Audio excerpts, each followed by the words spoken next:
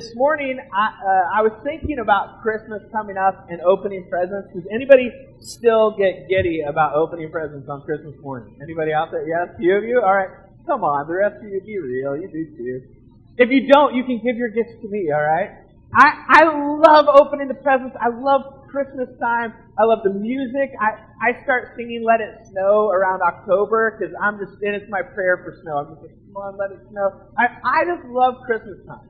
One of the things that I love is like getting together and ripping into presents. And I'm not one of those like take it easy guys. Are any of you like one piece of tape at a time? Yes? Anybody? You annoy the snot out of me, you people right there. I hate that. Does anybody else hate that when the one piece at a time person, let me just one in this, and they want to like reuse the wrapping paper or something? I'm just like ripping it off. It is snowing wrapping paper when I'm opening. I love opening Christmas presents, except when I'm at Jenny's family's house. Because nothing against your family, baby. But Jenny comes from a really big family. Does anybody come from a big family in here? Okay, you might understand this. There are 6 brothers and sisters in her family, and so each of them are married, and then they all have kids. And so when we get together, it is like 20 or 30, I can't count them anymore. There's like 20 or 30 people that all come together. And you'll be eating a piece of pumpkin pie or something, and like a herd of children will come running through the house. And it's just like, and they're like locusts as they go through the house, right? I mean, the pumpkin pie that was in your hand, you're eating it, and all and you look down and you're like, ah! Your pumpkin pie is gone. You know what I mean? These kids are crazy. Everything is all over. And it's just like pure excitement and fun. Dogs come. Have you seen A Christmas Story? That's one of my favorite movies in the whole world. And the dogs come in and eat the turkey. Their house is just like that. All dogs are running through, stealing food from people. It's crazy. It's crazy. And then we get to the moment where it's time to open the presents. And this is what I don't like about it. Because Jenny's mom goes crazy. She buys 1,207 presents total. I mean, it's just out of this world. There is a Christmas tree somewhere underneath the presents. Does anybody have this in your family? There's like a little star sticking out at the top. It is crazy. This is kind of no joke, isn't it, Jenny? She goes and does. And so we go there, and she has everybody sit in this giant circle. So all of us are sitting in a circle, and her mom says, okay, now let's have the kids start passing out presents. And like 2 hours later, you're finally getting your presents, you know? So you're sitting in a circle, and kids are passing out presents, and everybody's got a pile around them. They're ready to open. And then her mom says, okay, let's open them. Let's go first. Let's open one at a time. Right? And we're going to go around, and everybody will open one, and then and I'm like, please, Jesus, come back now. You know, I just am praying as hard as I can. And I hate it. I mean, it drives me nuts. I finally convinced her that, well, I think a lot of us have convinced her that we need to at least let the kids, like, open all of their presents. Like, each kid, you just open all your presents and play with them. But I hate that moment because, I've done a lot of self-reflection about this. This is a funny thing, self-reflection. But I have, because it drives me nuts. Literally, they'll start doing this process, and Jenny has to, like, give me the look. Do any of you ladies have the look? And she's like, and because I'm over there like, I just wanting to like get up. I got to go get some hot cocoa. I just want to leave. This is my instinct. And Jenny's going, give me the eye. And she's got a good eye too. She's really pretty. So, I mean, I stick around because she's pretty, you know. Where is this sermon getting to? We'll get there, all right? Here's what all of my self-reflection over this moment at Christmas for me has told me about myself.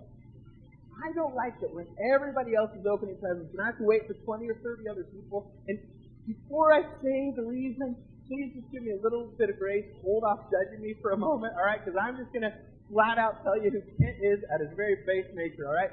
I don't like it when all the little kids are opening the presents and my nieces and nephews and the in-laws, all those people, when they're all opening their presents in 2 hours, the reason I don't like it is because it's not all about does that surprise any of you? I hate it because it's not about me. I hate sitting there and watching all the attention be on them.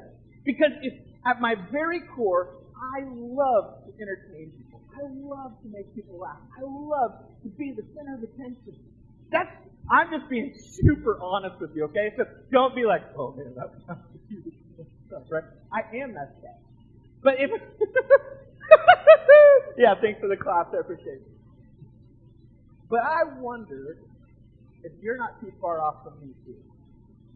Isn't it true that, like, at work, tell me that this has never happened to you. You've done something and somebody else got the credit for it, and you could not. Tell me that you can't handle it when you come home and you feel like you've worked all day and that husband of yours got home a little bit early and he's just sitting on the couch and there's a pile of dishes and you've worked your tail off and you're always working your tail off and you're always doing it all and you do everything and he does nothing and you're going, what in the world?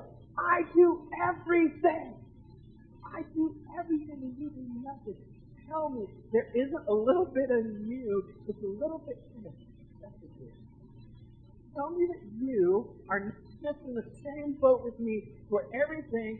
Sometimes, not all the time, we're adults enough to know that not every single moment, but there are moments in our life where we revert back to who we just are at our very base level, and everything is about me. And I'm telling you, at Christmas a few years ago, I realized just how self-worthy I am. Because I couldn't watch little kids opening trees. I couldn't enjoy it because it was morning. I want to just for a moment take a look at a guy that I know by the name of Jesus. He would have been an institution, but really from Israel, not from Mexico. His name is really Jesus. And if you turn to John chapter 13, we're going to be looking at this guy named Jesus for a moment. Jesus is so counter to everything that you and I know. I just have to tell you, if you don't let him shock your system, there's something wrong with us. Because he should shock your system. Some of us have grown so accustomed to who he is. John chapter 13 is where we're going. Some of us have grown so accustomed to who he is. You've heard so many people walk around up on a stage and dance like a monkey and tell stories and read the Bible that you are no longer shocked by who he is. And I am telling you, that's a travesty. Because he was so different. Not just from the world that we live in, but the world that you and I live in. That it should just arrest your soul when you read who he was and what he did. And I'm telling you, he comes right up against who Kent is. He comes right up against the kind of primordial Kentness that I have. I don't want to watch a kid open Transformers because it's not all about me. I just can't believe that you come in and rest when I've been working my tail off all day long and it's all about me. I was the one who came up with that idea. I was the one who did that saved the day for our company, and I can't believe he's getting excited about me.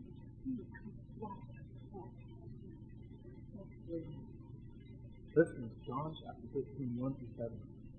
It was just before the Passover. Now, Passover, if you're not familiar with Jewish tradition, why would you?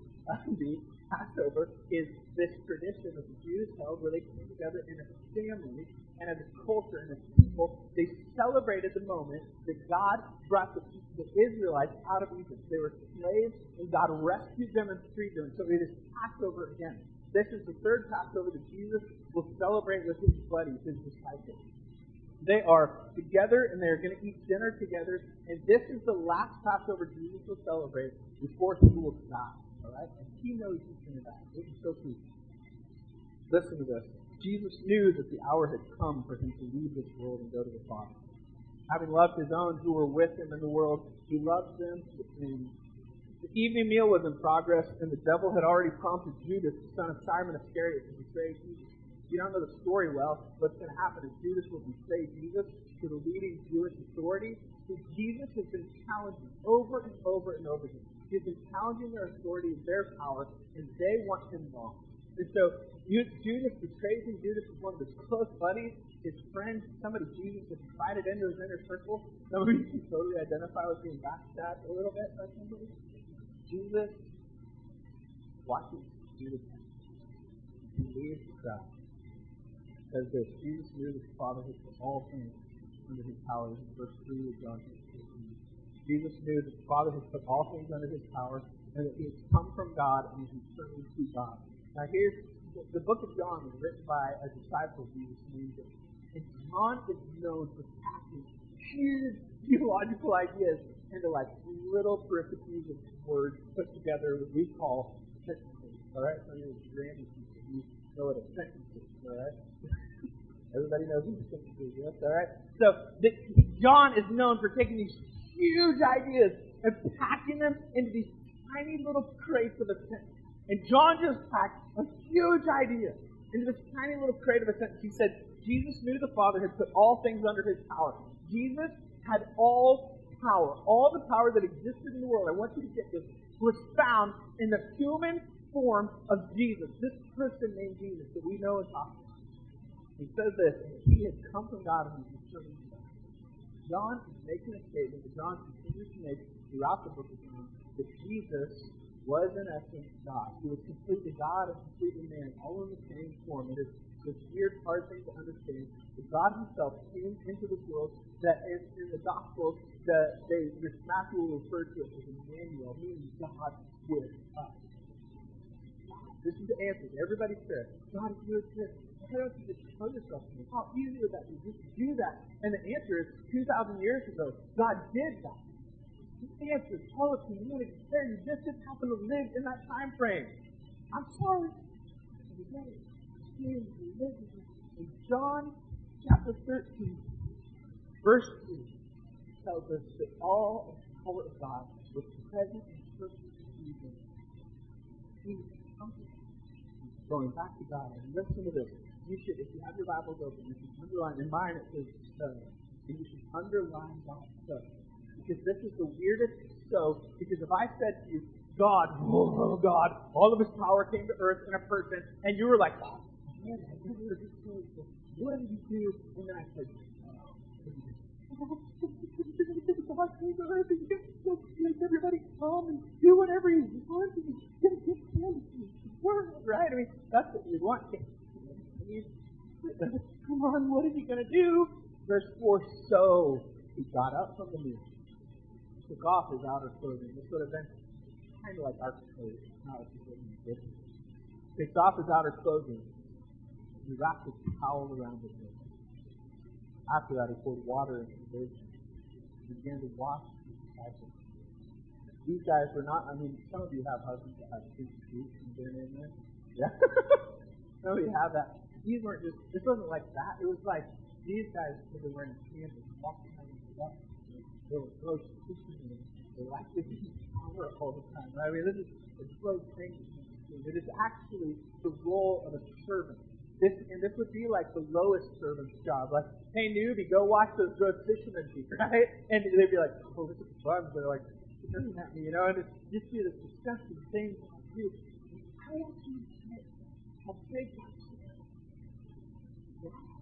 This for the rest. God himself did not come like this. Check once everything. If I'm just honest, He's made everything. For those who have nothing to do with it. After that, he poured the water into a basin and began to wash his disciples' feet, drying them with a towel that was wrapped around him. He came to Simon Peter, who said to him, Lord, did you ever wash my feet? Jesus replied, you didn't realize now what I'm doing. It is the only thing. It is a big deal. This is the thing. This is the very thing that should arrest your soul. If God came to earth, he did not come like the gods of ancient Greek and Roman mythology, where everything was about them. They just played these big games. And people will try to compare Jesus to other gods in the ancient world, and they always do it kind of at the surface level. And you'll look at it and you'll go, oh, maybe Jesus is like Horus, or he is like somebody else. And you'll read these things and it'll throw your face off kilter. And I would tell you, if you would actually study the person of Jesus against the person of these people, that these ancient gods that people are trying to throw your face off with, you would find that Jesus is nothing like them. Because they were big and audacious and extravagant for themselves. And Jesus is big and audacious and extravagant for others. He's the one, though, who knows when there's a leper and who's just the person is experiencing disease for their entire life and they are excluded. This is, I think, what is really Jesus is trying to do, because let me get a little bit more clear on that. When people were sick or ill in the ancient world, they were considered to be cursed by God, and so they were left out of community with others. If you had leprosy, you literally had to, if I walked into this room, I'd have to say, unclean. Unclean. You guys, I'm unclean. Just stay away from me. You don't want to touch me and get my cooties, all right? And so these people literally could not come to the center. Your brother is sitting out by the garbage dump, picking food out of the trash, because he has some disease. Just for a moment, imagine how terrifying this world that would be. He walks right up to the next one. He doesn't have to fix it, likely not had another kind of life.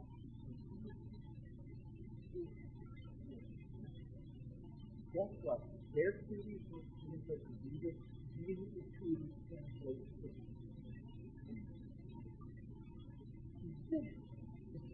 the Son of God is.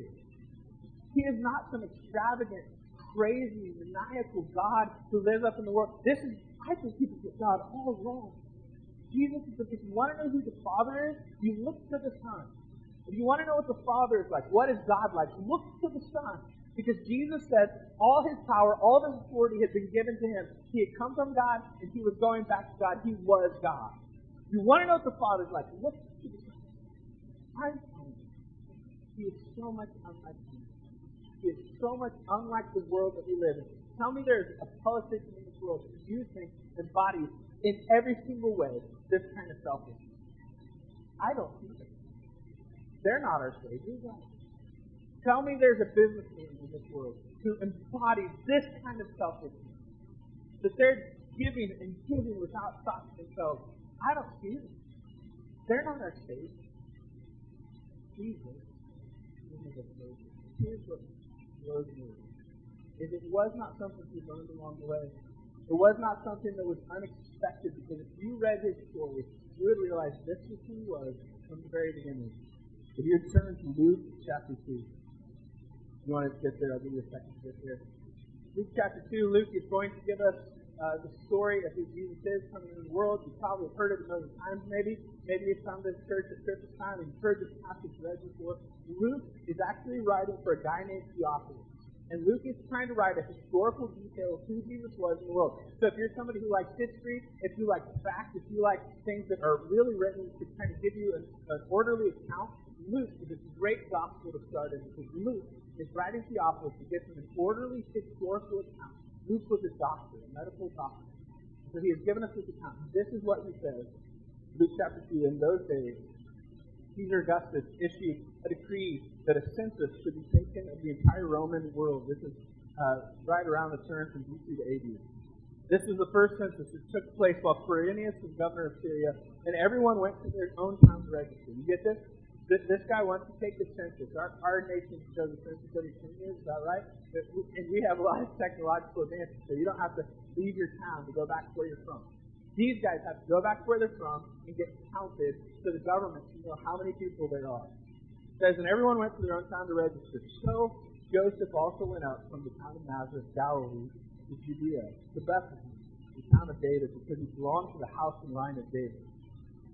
He went there to register with Mary, who was pledged to be married to him and was expecting a child. While they were there, the time came for the baby to be born, and she gave birth to her firstborn son. Imagine that. Giving birth to your first child, and you are in where? She wrapped him in clothes and placed him in a manger. You know the story now. They are out there, and there are cows and sheep, and that's all that's around, and Jesus is wrapped up and placed in a feeding trough. Now, I used to work, I worked for one day at a cattle, like a big stockyard for cattle, and I cleaned out the trough during the winter. I would go, my job was to go with a shovel and hit the ice and break it up so that I could, and I am telling you, if you saw these animals, how many of you worked with like cattle, and if you saw these animals eat and you saw them drink out of that stuff, you would never, ever in a million years want to put your baby in that, right? This is the only place that had the people, because there was no guest room available. Verse 8, and there were shepherds living out in the fields nearby, keeping watch over the flocks at night. The angel of the Lord appeared to them, and the glory of the Lord shone around them, and they were terrified. Jesus said, "Do not be afraid. I bring you good news that will cause great joy for all the people today." In the town of David, Jesus has been born. He is the Messiah. the Lord. This will be a sign to you. You will find a baby wrapped and clothed, lying in the Don't you know that it was not Jesus at the end of his life to betray his humility, to betray his desire to give everything he had to those who had nothing, so that they could maybe someday become it. Because the very specifically, he should have come to be crowned King of Kings, Lord of Lords, Savior of the world, right? This is how he should have come. There should have been nations and kings. Caesar Augustus himself should have come to his birth and bowed down before him and said, the entire nation of Rome is yours. It is all yours. This is how it should have happened. And instead, he is greeted by donkeys and sheep and shepherds who are considered to have a lowly job in the world. We make them out in Christianity to do a big deal. Shepherds are not a big deal. They're considered to have a lowly, burden-bearing job.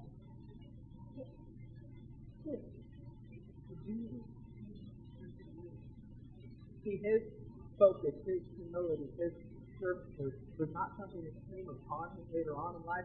It was the way he always was. It was the way he always was. And I want to say to you this thing. He wants to come into your life. He is not a God who will beat down the doors in your life. He is not a God who will force you into a relationship with him. He is a God who sits off to the side and says, I offer a relationship with you. It is so much better than all the things the world offers you, but come to me. That's the simple answer. You just come to me. I've come to you this year. I have come into this world and I've given myself. Now your turn. See, we talked about, this whole series has been talking about how this changes everything. And I believe that our entire world has been changed by Jesus coming. Everything. The reason we talked about this a few weeks ago, the reason people in our culture stop to help somebody who's on the side of the road and broken down has to do with Jesus coming into the world and him changing us from the world lives in a system of honor up until Jesus coming into the world. Meaning that we do things out of honor and for our own honor. When Jesus came into the world, he changed that system into a system that things were done out of love. That is a big shift in our culture and in our world. It happened because Jesus came into the world. That's a huge thing. He changed everything. But might I tell you, that his desire was not just to change the landscape of culture and society in the world. His desire was to change you. His desire was to do something in your life. His desire was to come and replace the things in your life that have captivated you and held you captive. His desire was to bring freedom where you have no freedom, to release chains. This was his desire. He came as a baby so that one day he might die as a man on the cross. You could come to know God in a relationship with him. Love the worship team.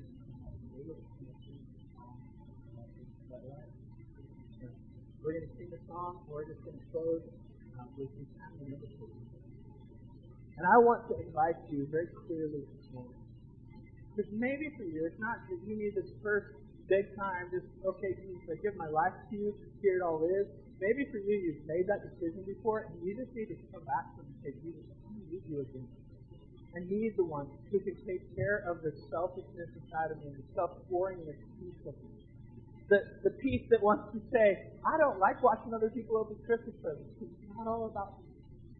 Jesus wants to change. He wants to eradicate those pieces of you that are broken, messed up, and give you freedom, give you hope, give you a new life. This morning, some of you need to re-experience that. Some of you need to come back to him, come back home to God. Find that he's waiting with his arms wide open. I've been thinking lately, a lot of people, for the last 20 or 30 years, what the church is focused on is inviting people to church. All right? This is kind of what the church does. We invite people to church, hoping that people come to church to hear the message of Jesus, people respond to Jesus. I'm convinced that our culture no longer even has a category, for the most part, of what church is. My kids grow up with kids who will never have been in church. And I think what people need is not to experience church, although this is fantastic, what these folks have done this morning is fantastic. What they need is not to experience that. What they need is to experience a life-transforming relationship with Jesus. and find out how the world it is to know Him. How fantastic it is to have Him come into your life and change the way you view everything, to find hope in Him. That's what the world needs. Don't you know it? And I think our call in this world is to start bringing God with us to places where we know that people can start to see the hope, the world, the good, and the title. I'm not saying don't invite people to church. That's fine. I'm just saying we need to invite them to Jesus. Amen. That's what the world needs. He didn't just come to this world. He came to me because I have done it. This morning, if you're messed up with you are welcome to come up. You can stand beside me. You can talk and pray for you. Some of you know that we, at this time, often people come up and sing prayer, and other people will gather around them. But I want to invite you to just, no matter what you do physically, for you to take some time to talk to God. For you to take some time and let Him work in your life. And maybe this Christmas season, the gift that you need to unwrap is just a gift. You need to come. And He wants to give everything away to somebody like you who doesn't really have much to give. So you could become Him. You guys can maybe do this.